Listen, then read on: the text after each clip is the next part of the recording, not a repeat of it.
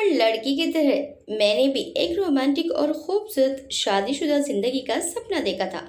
मेरे दिल में हजारों सपने थे, लेकिन मेरा यह सपना उस वक्त टूट गया जब मेरी शादी मेरे जीजा जी के साथ तय हो गई।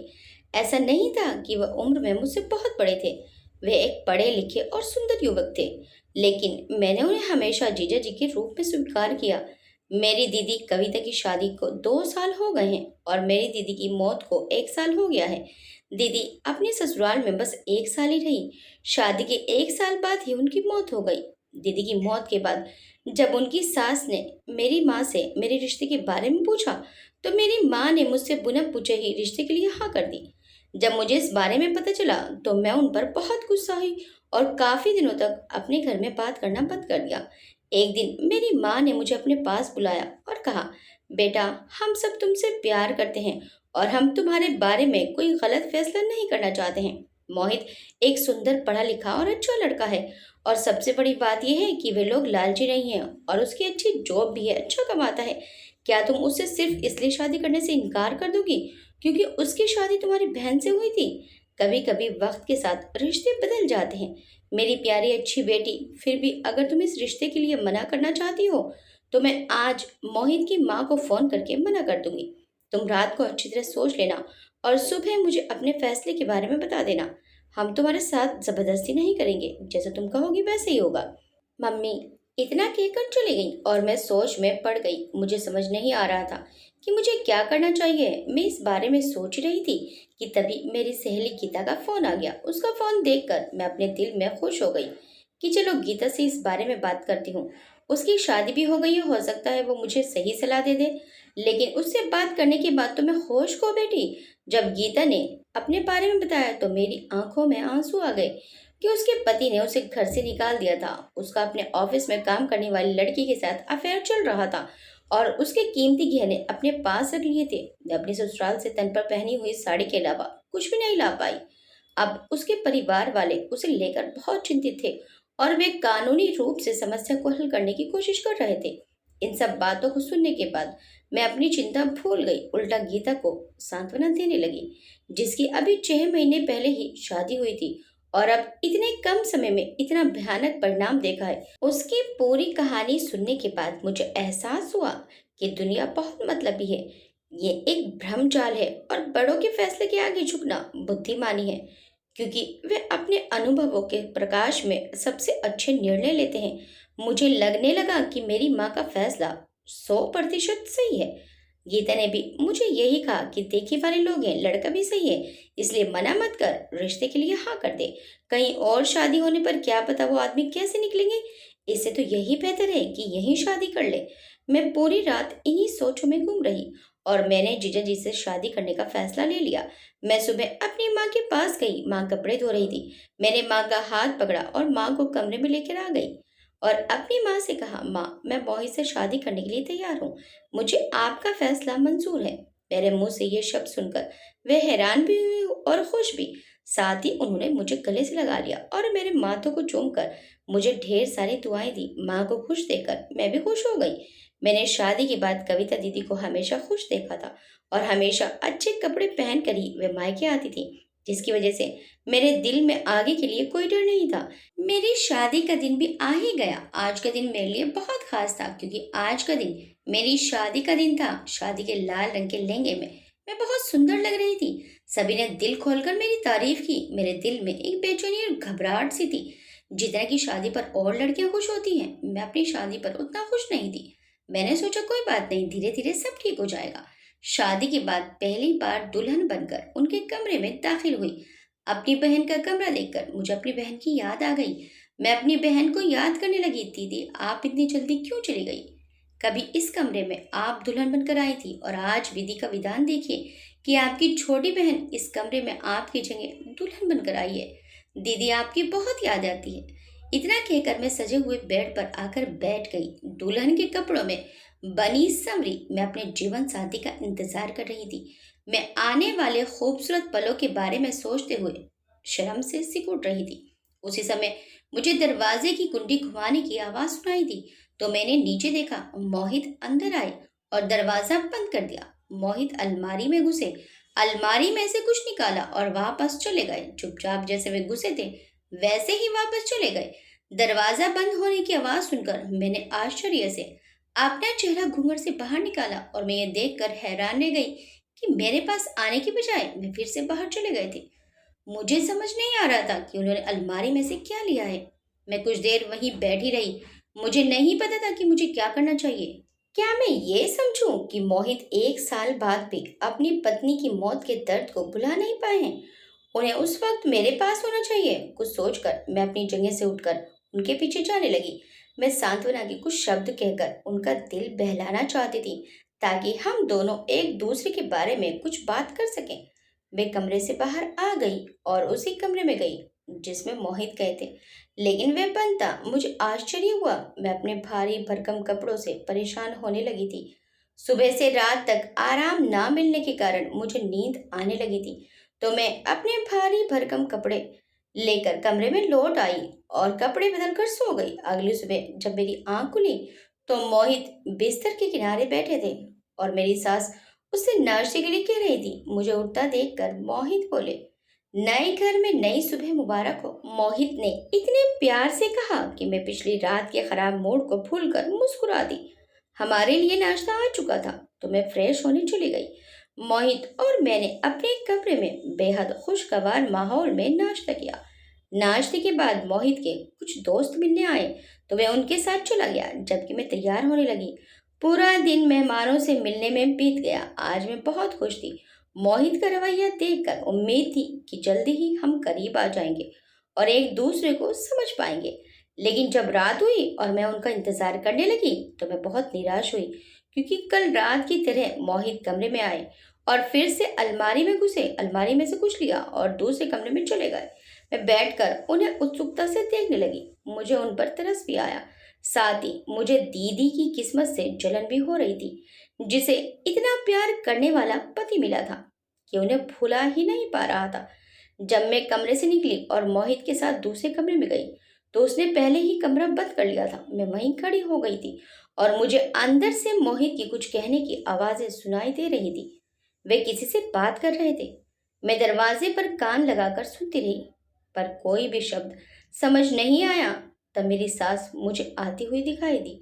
उसने पूछा, क्या हुआ, तुम यहाँ क्यों खड़ी हो? अब मैं उन्हें क्या बता दी कि 2 दिन की दुल्हन अपने पति के पीछे भाग रही है और वह मुझसे जान छुड़ाकर भाग रहा है। मेरी शक्ल देखकर मेरी सास खुद ही समझ गई और बोली, कोई बात नहीं, कुछ दिनों की बात है, फिर सब कुछ ठीक हो जाएगा। मैं निराशा में अपने कमरे में वापस आ गई और दीदी और मोहित के जीवन के बारे में सोचते हुए बिस्तर पर लेट गई। हम 2 बहनें थीं। दीदी मुझसे 2 साल बड़ी थी। हमारे माता पिता ने हमें बहुत प्यार और स्नेह से पाला था। दीदी की पढ़ाई पूरी होने के बाद उनके लिए खूब रिश्ते आने लगे, लेकिन हमारे माता पिता इस मामले में किसी भी तरह की जबरदस्ती में विश्वास नहीं करते थे। इसलिए उन्होंने फैसला दीदी को सौंप दिया। मेरी माँ की सहेली के बेटे मोहित का रिश्ता आया। माँ बहुत खुश हुई और उनकी खुशी देखकर दीदी भी मान गई और पापा ने भी मोहित को बहुत पसंद किया था और मोहित खुद दीदी को एक समारोह में देखकर उसे पसंद करता था। मैंने उनकी शादी को खूब एंजॉय किया। इकलौती संतान होने के कारण मेरा विशेष महत्व था। शादी के बाद मैं अक्सर अपनी दीदी को अजीब सी उलझन में उलझा हुआ देखा करती, खासकर जब मैं उनके घर रहने के लिए जाती थी तो वे रात में कई घंटे बाहर टहलती रहती थी। जब भी मैंने उनसे कारण जानना चाहा, वह हंसती और मुझे टालते हुए कहती, बस यूं ही कमरे में दिल घबरा रहा था इसलिए मैं बाहर आ गई थी। ये बात एक बार मैंने अपनी माँ से कही तो वो भी हंसी और बोली, पगली, नए घर में एडजस्ट होने में थोड़ा टाइम लगता है। जब भी दीदी हम लोगों से मिलने आती थी वे बहुत सजी समरी और खुश होती थी, इसलिए मैंने भी इस भ्रम को अपने दिल से निकाल दिया था। लेकिन एक बार रात को जब मोहित दीदी को हमारे घर रात बिताने के लिए छोड़ने आए तो मुझे उनका तौर तरीका संदेशपद लगा था। मानो वे नशे में हो या नींद के प्रभाव में हो, या फिर शायद वे उस दिन जल्दी में थे और इसलिए दीदी को हमारे घर छोड़ने के बाद कार को हवा में उड़ाते हुए चले गए थे। मैं दीदी से इस बारे में पूछना चाहती थी, लेकिन जब मैंने उनसे पूछने उनके कमरे में आई तो वो आंखें बंद किए आराम कर रही थी। मैंने उन्हें छेड़ना उचित नहीं समझा और वापस अपने कमरे में चली आई। अगली सुबह मैंने ये बात दीदी को बताई तो उन्होंने कहा कि ऐसी कोई बात नहीं है, हमारी बस थोड़ी सी लड़ाई हुई थी, इसलिए वे अंदर नहीं आए। फिर 2 दिन बाद मोहित बहुत ही उत्सुकता से दीदी को लेने आया और उनसे माफी भी मांगी। दीदी का जीवन बहुत अच्छा चल रहा था, लेकिन अचानक कुछ महीनों के बाद वो हम सबको रोता हुआ छोड़कर चली गई। उनकी मौत की खबर हम सब पर बिजली गिरा गई थी। सास ने कहा था कि कविता को अचानक सीने में दर्द हुआ। हम उसे हॉस्पिटल लेकर गए। वो शायद दिल का दौरा था जिसके कारण वे बच नहीं पाई। हॉस्पिटल में पहुंचने से पहले ही वे हमें छोड़कर जा चुकी थी। इस सदमे से बाहर निकलना हमारे लिए बहुत मुश्किल था, लेकिन बेरहम समय हर गम पर मरहम लगा देता है। कुछ समय बीतने के बाद हम भी जीवन में अपने मामलों में लौट आए। मेरे माता पिता ने मोहित से मेरी शादी इसलिए की ताकि मैं दीदी की तरह उसके साथ खुश रह सकूं, लेकिन उसका रवैया मेरी समझ से परे था। दिन में तो ठीक रहते थे और रात में कमरे में आते, अलमारी में से कुछ निकालते और दूसरे कमरे में चले जाते थे। और मुझे लगता था वे दीदी का कोई सामान लेकर जाते हैं और उससे बातें करते थे। मैं उनका दुख बांटना चाहती थी, लेकिन मुझे यह मौका अभी तक नहीं मिला था। मैं इन्हीं ख्यालों में सो गई। मैंने बहुत ही अजीब सा सपना देखा। मैंने देखा कि अंधेरे कमरे में दीदी की सिसकियां गूंज रही थी। दीदी एक कोने में बैठी अपना मुंह घुटने में छुपाए रो रही थी। उनकी आवाज में बहुत दर्द था। मैं जैसे ही उनके पास गई तो फिर वे दूसरे कोने में आ गई। मैं दूसरे कोने में गई तो फिर वे तीसरे कोने में चली गई। ऐसे ही मैं उन्हें पकड़ने की कोशिश कर रही थी, परंतु जहां भी मैं उनके पास जाती वे मुझसे दूर चली जाती। मैंने आवाज देकर कहा, दीदी क्या बात है, आप रो क्यों रही हैं? मुझे बताइए दीदी, आप मुझसे दूर क्यों जा रही हैं? तभी मेरी दीदी की आवाज आई, मुझे इंसाफ चाहिए छोटी, मुझे इंसाफ चाहिए। मुझे इंसाफ नहीं मिलेगा तो मेरी आत्मा को शांति नहीं मिलेगी। तुम मुझे इंसाफ दिलाओगी ना छोटी? इससे पहले कि मैं दीदी की बात समझ पाती या उनसे कुछ पूछ पाती, मेरी आंख खुल गई। कमरे में हर तरफ अंधेरा था। शायद लाइट चली गई थी या किसी खराबी के कारण बंद थी। मेरा पूरा शरीर पसीने से लथपथ था और मेरी सांसें जोर जोर से चल रही थी, लेकिन मुझे किसी बात की परवाह नहीं थी। मेरे दिमाग में सिर्फ दीदी की बातें गूंज रही थी। मेरी बहन बहुत ही धार्मिक थी। वो हर वक्त भगवान की पूजा उपासना में लगी रहती थी। कभी कभी तो मैंने उन्हें रात में भी भगवान जी के सामने हाथ जोड़कर खड़े देखा था। अगली सुबह मोहित के बाहर जाने के बाद मैं बराबर वाले रूम में आ गई। मैं देखना चाहती थी कि वहां क्या था। कमरे के अंदर आई तो देखा इस कमरे में एक सोफा सेट और एक अलमारी के अलावा कोई फर्नीचर नहीं था। मैंने अलमारी खोली तो देखा दवा के कुछ खाली रेपर थे। मैंने उन्हें उठाया और उल्टा कर दिया। ये शायद दीदी की दवाइयाँ थी, क्योंकि मैंने अक्सर उन्हें उनके बैग में देखा था। पहले तो मैंने ध्यान नहीं दिया, लेकिन इस दवा का नाम पढ़कर मैं दंग रह गई। लेकिन फिर मैंने सोचा कि शायद मुझे कुछ गलत फहमी हो गई है, इसलिए मैंने वे रैपर वहीं रख दिया और अभी अलमारी बंद कर ही रही थी कि एक छोटा सा शॉपिंग बैग मेरे पैरों में आकर गिरा। मैंने देखा कि वो नशीली दवाइयों से भरा हुआ था। मैं बहुत हैरान हुई। मैंने वे बैग वहां से उठाया और चुपके से अपने कमरे में ले आई। शाम हुई तो मोहित बेचैन होकर घूमने लगे, जैसे उनका कोई कीमती सामान खो गया हो। मुझे उनकी बेचैनी महसूस हुई, लेकिन मैंने इसे नजरअंदाज कर दिया, क्योंकि अगर वे ड्रग्स का इस्तेमाल कर रहा था तो एक अच्छी पत्नी होने के नाते मुझे उसे रोकना चाहिए था। यही दवाइयाँ मैंने दीदी के बैग में भी देखी थी। शायद मोहित की आदत को छुड़ाने के लिए वो ये नशीली दवाइयाँ अपने बैग में रख लेती थी। कुछ सोचकर मैं कमरे से बाहर आई। मुझे पता था कि मोहित की पसंदीदा डिश कढ़ाई पनीर है, इसलिए मैं उसे बनाने के लिए किचन में गई, क्योंकि मैंने सुना था कि आदमी के दिल का रास्ता उसके पेट से होता है। इसलिए इस बात को फॉलो करते हुए मोहित के लिए मैंने कढ़ाई पनीर बनाया। दीदी भी मोहित को खुश करने के लिए उसकी पसंदीदा डिश बनाया करती थी। यह दीदी ने ही मुझे बताया था। खाना बनाने के बाद मैंने नौकरानी के साथ टेबल सेट की और हम लोग खाना खाने लगे। मोहित को खाना बेहद पसंद आया था। उन्होंने डटकर खाया और मेरी तारीफ भी की। वे मेरी तरफ प्यार से देखते हुए बोले, क्या तुम्हें इतना मजेदार खाना बनाने के लिए मुझसे गिफ्ट लेना है? मोहित के इस अनपेक्षित प्रश्न पर मैंने आश्चर्य से उनकी ओर देखा। सवाल से ज्यादा उनके पूछने का तरीका निराला था। मुझे समझ नहीं आ रहा था कि मैं अपनी सास के सामने इसका जवाब कैसे दूं। सो मैं चुप रही। एक बार फिर मोहित ने अजीब अंदाज में अपना सवाल दोहराया। सास ने आनन फानन में मुझे किसी काम से किचन में भेज दिया। मैंने रसोई की खिड़की से देखा कि वे अपने बेटे को धीमी आवाज में कुछ कह रही थी। मुझे मोहित का यह व्यवहार बहुत अजीब लगा। एक दिन मैंने अपनी सास से बात करने की हिम्मत जुटाई और उन्हें बताया कि जब आपका बेटा नशा करता है तो आपने उस जैसे इंसान के लिए मेरा जीवन क्यों नष्ट किया। वे कहने लगी, ऐसी कोई बात नहीं है। तुम्हारी बहन और उसकी पत्नी की मौत के सदमे ने उसे झकझोर कर रख दिया है और उसने अपना दुख भुलाने के लिए ये सब किया है। मैं उसे समझाऊंगी। सास की बात सुनकर मैं ज्यादा कुछ नहीं बोली और अपने कमरे में आकर लेट गई। मैंने रात को फिर से सोने के लिए अपनी आंखें बंद की तो फिर से दीदी का रोता हुआ चेहरा दिखाई दिया। वे मुझसे न्याय मांग रही थी, लेकिन कैसा न्याय। अपने सपने में दीदी को इस तरह तड़पता देखकर मैं बहुत बेचैन हो गई थी। मेरे दिल में अजीब गरीब ख्याल आने लगे कि मेरी दीदी की मौत एक्सीडेंटल थी या कुछ और। सास ने बताया था कि दीदी को दौरा पड़ा तो अस्पताल ले गई। उस समय कुछ भी पूछने का कोई अर्थ नहीं था और इसमें कोई संदेह नहीं था। लेकिन अब सपने में दीदी को इस तरह देखना एक असामान्य बात थी। मैंने अस्पताल की उस रिपोर्ट को खोजने के लिए अपने कमरे की तलाशी ली जिसमें दीदी की मौत का कारण बताया गया था, लेकिन कमरे में ऐसा कोई कागज नहीं मिला। सुबह मोहित के काम पर जाते ही मैंने दूसरे रूम की सफाई करने के बहाने उस रूम को छान मारा, लेकिन वहां भी कुछ नहीं मिला। अब सिर्फ सास का कमरा बचा था और मुझे उम्मीद थी कि शायद यहाँ कुछ मिल जाए, और ऐसा ही हुआ। सास के कमरे में अस्पताल की एक रिपोर्ट मिली जिसमें दीदी की मौत का कारण हार्ट अटैक लिखा हुआ था। इसे अपनी आंखों से पढ़कर मन को संतोष हुआ और थोड़ी सी शर्म भी आई कि मैं अपने ही घर वालों पर शक कर रही थी। मोहित के ऐसे ही धूप छांव वाले व्यवहार में दिन बीतते गए। एक रात मैंने देखा कि जब वे दूसरे कमरे में गए तो उनके हाथ में दीदी की पायल थी। वे चांदी की पायल मैं पहचान गई क्योंकि वे मैंने ही दीदी को गिफ्ट में दी थी। मोहित अलमारी में से ये निकाल कर ले जाता था। आधी रात मैंने निश्चय किया कि आज मैं पता लगा कर रहूंगी कि क्या बात है।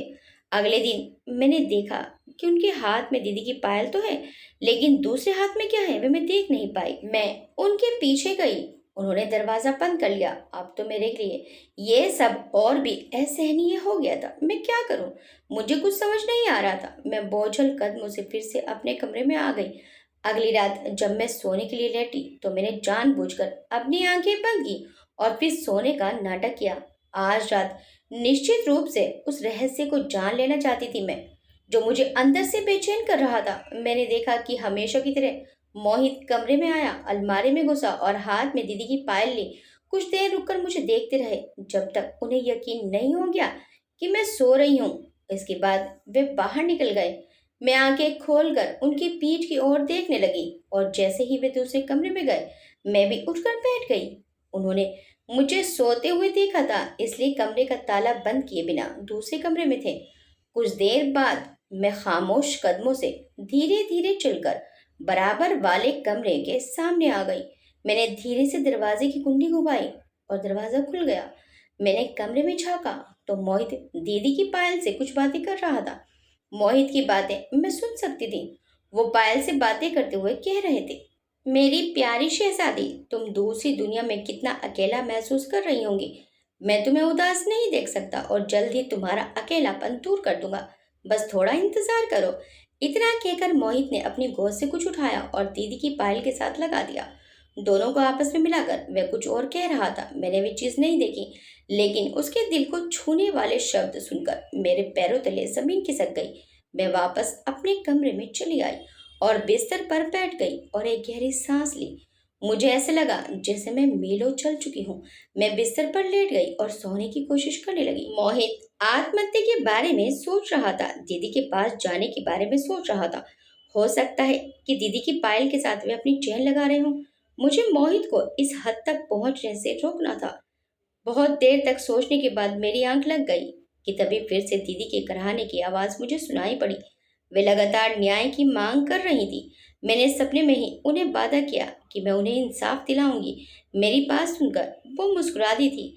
मैं बहुत ज़्यादा मुश्किल में पड़ गई थी कि दीदी का मामला तो मैंने अपने जानने में निपटा दिया था। उनकी मौत हार्ट अटैक से हुई थी। फिर दोबारा दीदी सपने में क्यों आई थी?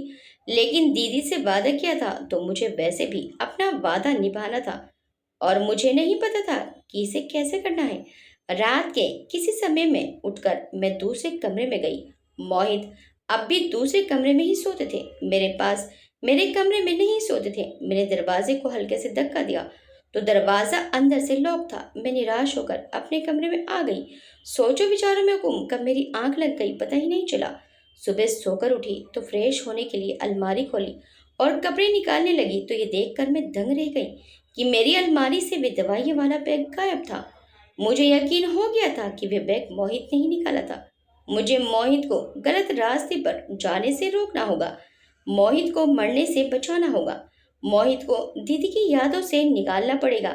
यही सब सोचती हुई मैं फ्रेश होकर आई और तैयार होकर बाहर आ गई। मेरी सास ने नाश्ता बनाकर तैयार कर रखा था। मैं नाश्ता कर ही रही थी कि मेरी सास बोली, बेटा कुसुम, मेरे फोन का बैलेंस खत्म हो गया है, अपने फोन से डॉक्टर का नंबर लगा दो। सुबह से सर में दर्द हो रहा है, उसे पूछकर कुछ दवाइयाँ ले लूं। अपनी सास के बताए हुए नंबर को मैंने अपने फोन में डायल किया और अपनी सास की तरफ फोन बढ़ा दिया। गलती से मेरी उंगली रिकॉर्डिंग बटन पर लग गई और रिकॉर्डिंग शुरू हो गई। ये अनजाने में हुआ था, मैंने जानबूझकर ऐसा नहीं किया था। मेरी सास बात करती हुई अपने कमरे में चली गई थी। मैं भी अपने कमरे में आ गई, ये सोचते हुए कि जब मम्मी जी बात कर लेंगी तो खुद ही मुझे फोन दे देंगी। काफी देर के बाद मम्मी जी फोन लेकर आई थी और मुझे फोन देकर वापस चली गई। फोन को चार्जिंग पर लगाकर मैं मोहित के बारे में सोचने लगी। वे दीदी से कितना प्यार करते थे, दीदी की यादों को अभी तक भुला नहीं पाए हैं। यहाँ तक कि वे दीदी के पास जाने की सोचने लगे हैं, यानी खुद को मारना चाहते हैं। ये सोच कर ही मैं कांप उठी। मेरा पूरा दिन इसी सोच विचार में निकल गया कि कैसे मैं मोहित के दिल से दीदी की यादों को निकालूं, कैसे मोहित के दिल में अपनी मोहब्बत पैदा करूं। लेकिन कुछ भी समझ नहीं आ रहा था। यही सब कुछ सोचते सोचते शाम हो गई। शाम को मोहित ऑफिस से घर आए तो उनके हाथ में एक बर्गर का डब्बा भी था। मोहित कमरे में आए और बोले, कुसुम, ये बर्गर मैं तुम्हारे लिए लाया हूँ, तुम्हें बर्गर पसंद है ना? ये बर्गर मैं तुम्हारे लिए स्पेशल बनवा कर लाया हूँ। बर्गर मुझे बहुत पसंद था। मैंने खुश होते हुए कहा, हाँ मोहित, मुझे बर्गर बहुत पसंद है। मोहित के चेहरे पर एक अजीब सी मुस्कुराहट आ गई जिसे मैं समझ न सकी। वह उसी मुस्कुराहट के साथ बोले, अच्छा तो ये लो, खा लो ये बर्गर। मोहित ने मेरी तरफ हाथ बढ़ाया था कि तभी बाहर से मेरी सास ने मोहित को आवाज दी।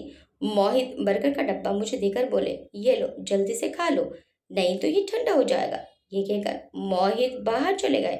मैंने सोचा क्यों ना अपना पसंदीदा सीरियल सुनते हुए बर्गर खाया जाए। इसी इरादे से मैंने अपना फोन उठाया। जो एपिसोड मिस हो जाते थे मैं उनकी रिकॉर्डिंग कर लिया करती थी। मिस्ड एपिसोड की रिकॉर्डिंग सुनने के लिए मैंने फोन में रिकॉर्डिंग खोली। सबसे ऊपर वाली रिकॉर्डिंग वही रिकॉर्डिंग थी जो मेरी सास ने डॉक्टर से बात की थी। मेरे दिमाग में ख्याल आया, मेरी सास ने इतनी देर बात क्यों की? उनके सर में दर्द हो रहा था, सिर्फ दवाई ही तो पूछनी थी। फिर भला दवाई पूछने के लिए इतनी देर बात करने की क्या जरूरत थी? ना चाहते हुए भी मैंने भी रिकॉर्डिंग खोल ली और इस रिकॉर्डिंग को सुनने के बाद मेरे शरीर में जान ही नहीं रही। ऐसा लगता था जैसे मैं अभी गिर पड़ूंगी। मेरी सोचने समझने की शक्ति खो चुकी थी। मेरी सास उस डॉक्टर से कह रही थी, डॉक्टर साहब, आपकी दी हुई दवाइयों से मेरे बेटे को कुछ फायदा नहीं हो रहा है। आपने तो कहा था कि उसकी दूसरी शादी करवा दो, वह ठीक हो जाएगा, लेकिन वह तो बिल्कुल ठीक नहीं हो रहा। अपनी पहली पत्नी को मारने के बाद अब वह दूसरी पत्नी को भी मारने की योजना बनाने लगा है। मैं आपको अब तक नहीं जाने कितने पैसे दे चुकी हूँ। आप मेरे सारे के सारे पैसे वापस कर दीजिए। मेरे बेटे को बिल्कुल भी फायदा नहीं हुआ है। मेरी सास की बात सुनकर डॉक्टर जोर जोर से हंसा था और बोला, देखिए, आपका बेटा दिमागी मरीज है, उसे फायदा होने में थोड़ा टाइम लगेगा। रही बात पैसों की, तो मैं आपको एक पैसा भी नहीं दूंगा। आपके कहने से ही मैंने आपकी पहली बहू की नकली रिपोर्ट बनाई थी कि उसकी मौत हार्ट अटैक से हुई है। अगर मैंने आपके बेटे की और आपकी ये काली करतूत पुलिस में जाकर बता दी तो जिंदगी भर जेल की हवा खाते रहना।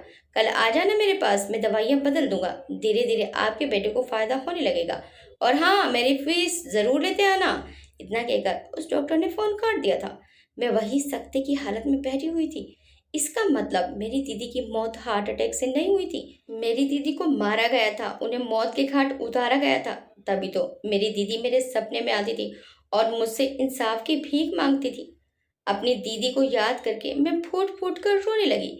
जरा कुछ होश आया तो मैंने सबसे पहले उठकर अपने कमरे का दरवाजा बंद किया। मैं समझ चुकी थी कि मोहित इस बर्गर को खिलाकर मुझे मारना चाहता है। जरूर बर्गर में कुछ मिलाया गया है। मैंने बर्गर का डिब्बा एक तरफ को रख दिया और जल्दी से अपने पापा को फोन लगाया। फोन पर मैंने पापा को सब कुछ बता दिया। पापा को तो मेरी बातों पर यकीन ही नहीं हो रहा था, लेकिन फिर उन्हें यकीन करना ही पड़ा। मुझे बहुत ज्यादा डर लग रहा था कि कहीं मोहित बाहर से अंदर ना आ जाए।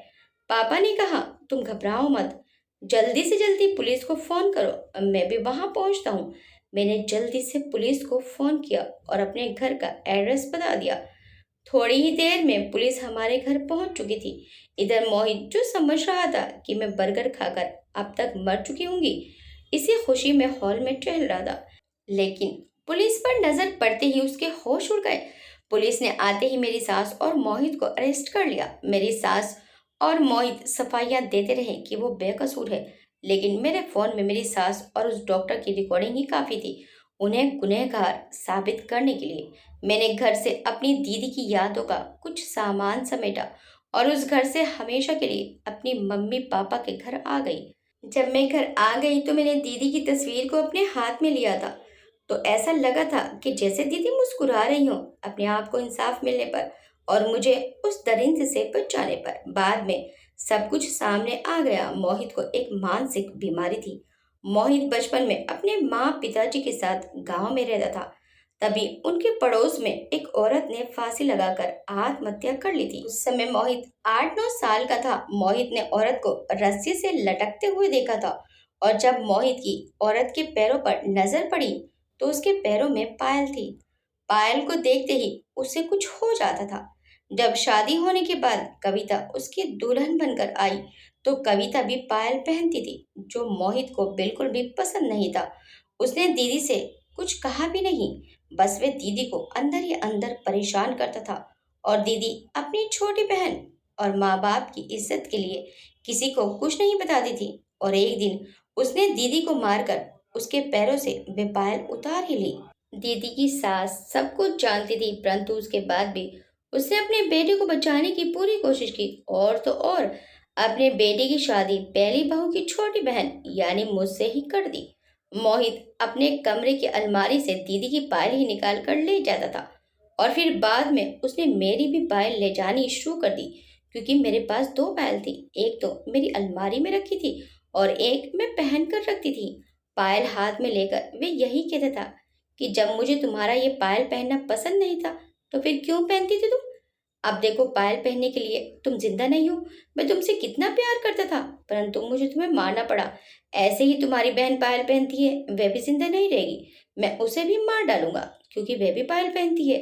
मोहित जेल में जाकर भी ये सब कुछ बड़बड़ाता रहता था। मैंने मोहित से कानूनी तौर पर तलाक ले ली थी और अब अपनी जिंदगी में आगे बढ़ गई। मैंने अपनी अधूरी पढ़ाई पूरी की और एक अच्छी जॉब मुझे मिल गई। मेरे माता पिता का मेरे अलावा कोई नहीं था। मैंने अपने आप को अपने माता पिता के लिए समर्पित कर दिया। उन्होंने लोगों की परवाह नहीं की कि एक तलाकशुदा बेटी को कब तक घर पर बैठाओगे। न जाने कितनी ही ऐसी बातें बनी थी, लेकिन मम्मी पापा ने किसी की नहीं सुनी। मेरे मम्मी पापा मुझसे कहते थे, बेटा, जिंदगी बिना जीवन साथी की नहीं गुजरती। अगर तुम्हें लगे कि कोई ऐसा है जिसके साथ तुम अपनी जिंदगी गुजारना चाहती हो तो बेझिझक हमें बता देना, लेकिन हम अपनी तरफ से तुम पर कोई दबाव नहीं डालेंगे। मम्मी पापा की बात सुनकर मैं मुस्कुरा देती थी। एक उदासी में डूबी हुई सी मुस्कुराहट थी मेरी। मुझे नहीं लगता था कि अब मेरी जिंदगी में कोई ऐसा आएगा जिस पर मैं विश्वास कर सकूंगी, लेकिन अगर मेरी किस्मत में सच्चा प्यार होगा तो भगवान उसे मेरे पास जरूर भेजेंगे। आपकी इस कहानी के बारे में क्या राय है, हमें कमेंट सेक्शन में जरूर लिखिएगा। वीडियो अच्छी लगी तो वीडियो को लाइक शेयर सब्सक्राइब करना मत भूलिएगा। मिलते हैं नेक्स्ट टाइम एक अच्छी सी कहानी के साथ। Till then bye bye.